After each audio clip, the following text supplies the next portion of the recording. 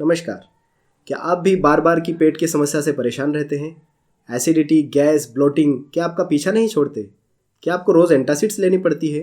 यदि हाँ, तो ऐसा क्या किया जाए कि आपको इन सभी चीज़ों से छुटकारा मिल जाए? आइए हम आपको बताते हैं कि डाइजेस्टिव सिस्टम को हेल्दी कैसे बनाया जाए और इन सभी समस्याओं से हमेशा के लिए छुटकारा कैसे पाया जाए।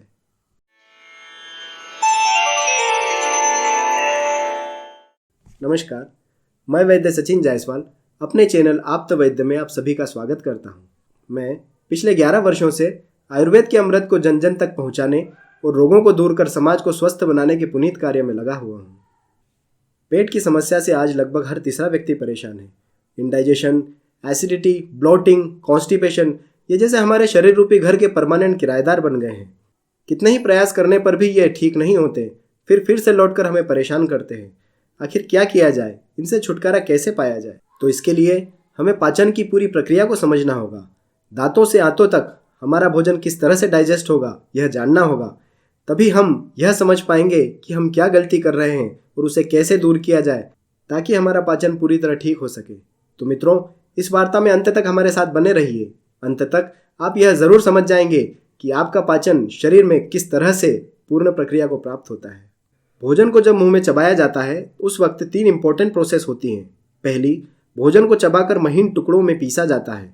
महीन पीसने से इसका सरफेस एरिया बढ़ता है और डाइजेस्टिव एंजाइम्स की इस पर अच्छी क्रिया होने से भोजन कम समय में अच्छी तरह पच जाता है। इसलिए भोजन को खूब चबा चबा कर खाना चाहिए। इसी के साथ दूसरी प्रक्रिया होती है भोजन में लार मिलाने की। लार को भोजन के साथ अच्छी तरह मिक्स करना ज़रूरी है, जिससे कि हमारी लार में होने वाले एंजाइम्स मुंह से ही पाचन की क्रिया शुरू कर सके। लार में अमाइलेज, लाइपेज, लाइसोजाइम्स जैसे एंजाइम होते हैं जो भोजन के कार्बोहाइड्रेट्स और फैट्स का पाचन करते हैं, साथ ही बैक्टीरिया को किल भी करते हैं। इसलिए भी भोजन को अच्छी तरह चबाना ज़रूरी है ताकि लार इसमें अच्छी तरह से मिक्स हो जाए। तीसरी इंपॉर्टेंट प्रोसेस होती है हमारे टेस्ट बड्स पर, जो हमारी जीभ पर होती हैं। हमारी टेस्ट बड्स भोजन में उपस्थित विभिन्न रसों से स्टिमुलेट होती हैं और हमारे ब्रेन तक इम्पल्स जाता है और हमें भोजन के स्वाद का अनुभव होता है। और भोजन का स्वाद ही तो वह चीज़ है जो हमें भोजन के प्रति आकर्षित करता है, भोजन करने की इच्छा पैदा करता है। जल्दी जल्दी खाए हुए भोजन में ये तीनों ही प्रोसेस ठीक से नहीं हो पाती है, इसलिए भोजन का पाचन अवरुद्ध होता है। अब आप समझ गए होंगे कि क्यों भोजन को अच्छी तरह चबाना ज़रूरी है। अब मुंह से निकलने के बाद भोजन ईसोफेगस से होते हुए स्टमक में जाता है। ईसोफेगस और स्टमक के बीच में स्फिंक्टर होता है जो भोजन को नीचे स्टमक में तो जाने देता है पर वापस ऊपर नहीं आने देता।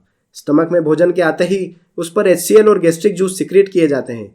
साथ ही पेरिस्टालसिस मूवमेंट के द्वारा सभी को आपस में मथा जाता है। इसके बाद इसे 2 से 5 घंटे तक इसी तरह पड़ा रहने दिया जाता है और भोजन पर पाचन की प्रक्रिया को पूरा होने दिया जाता है। पाचन होने के बाद स्टमक और डिओडिनम के बीच का स्फिंक्टर ओपन होता है और भोजन को डिओडिनम में धकेल दिया जाता है। अब यहाँ कुछ बातें गौर करने की है। यदि कोई ओवर ईटिंग करता है तो पेरिस्टाल्टिक मूवमेंट के दौरान फूड मटेरियल्स स्फिंक्टर्स पर दबाव डालकर बाहर होने की कोशिश करता है।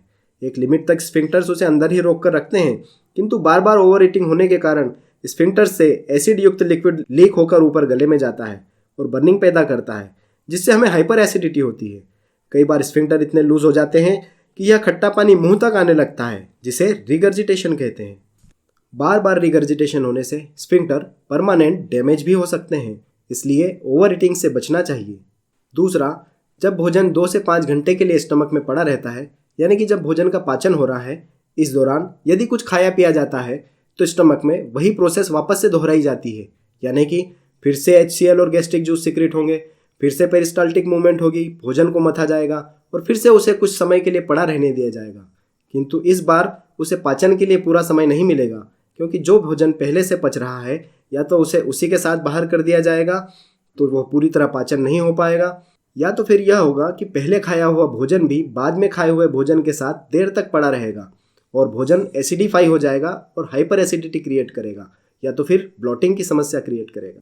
इसीलिए आयुर्वेद में अध्यशन नहीं करने को कहा गया है, यानी कि जब तक पहले का भोजन पूरी तरह पच न जाए, पेट खाली हो न जाए, दोबारा भूख लग न जाए, तब तक दोबारा नहीं खाना चाहिए। तीसरा यह कि इन डाइजेस्टिव जूसेस को हाइड्रोक्लोरिक एसिड को बनाने की एक बायोलॉजिकल प्रोसेस होती है, जो कि बायोलॉजिकल क्लॉक पर डिपेंड होने से रोज़ एक निश्चित समय पर ही होती है।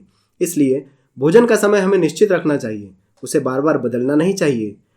जैसे कि आप रोज़ 11 बजे भोजन करते हैं, यदि कभी इससे पहले भोजन करते हैं तो इन डाइजेस्टिव जूसेस को बनाने की प्रोसेस पूरी नहीं हो पाएगी, जिससे डाइजेस्टिव जूसेस प्रॉपर तरीके से नहीं बनेंगे और पाचन ठीक तरीके से नहीं होगा।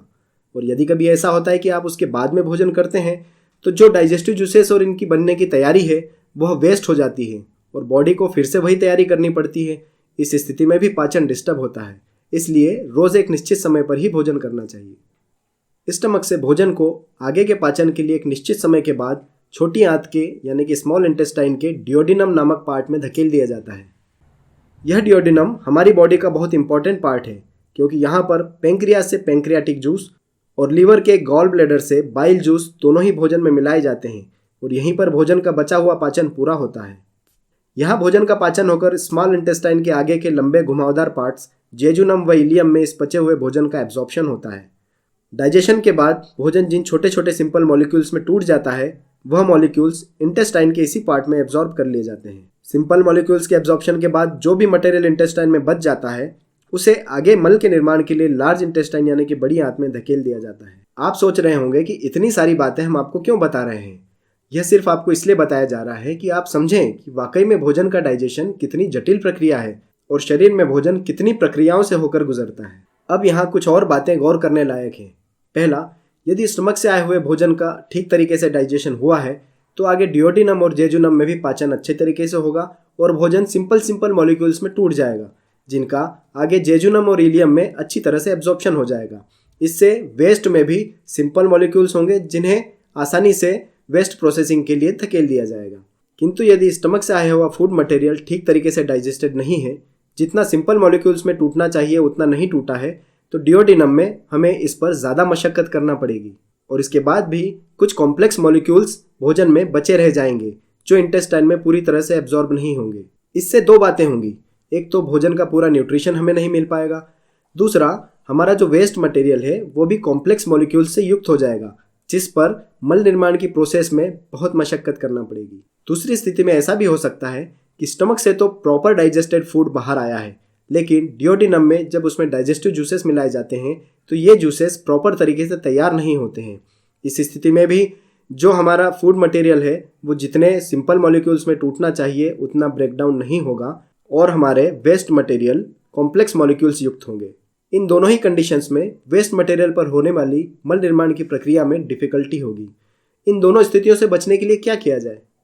तो स्टमक में डाइजेशन कैसे अच्छा हो यह तो हम पहले बता ही चुके हैं। डियोडिनम में डाइजेस्टिव जूसेस प्रॉपर बने इसके लिए हमें 2 बार के भोजन में प्रॉपर गैप मेंटेन करने की ज़रूरत है। यानी कि पहले बार का जो भोजन है उसे प्रॉपर टाइम दिया जाए पचने के लिए, उसके बाद ही दूसरी बार का भोजन खाया जाए। इससे हमारे डाइजेस्टिव जूसेस प्रॉपर तरीके से बनेंगे, उन्हें पर्याप्त समय मिलेगा बनने के लिए और वे सही तरीके से सही मात्रा में सिक्रीट होंगे।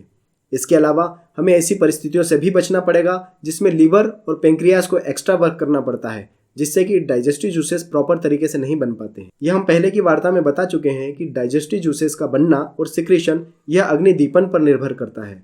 अर्थात अग्नि अच्छी तरह से तपी हुई होगी तो डाइजेस्टिव जूसेस प्रॉपर फॉर्म में बनेंगे और पाचन व्यवस्थित हो सकेगा। अब आपको शायद समझ में आ रहा होगा कि प्रॉपर डाइट फॉलो करने के बाद भी न्यूट्रिशंस की कमी बॉडी में किस तरह से हो जाती है।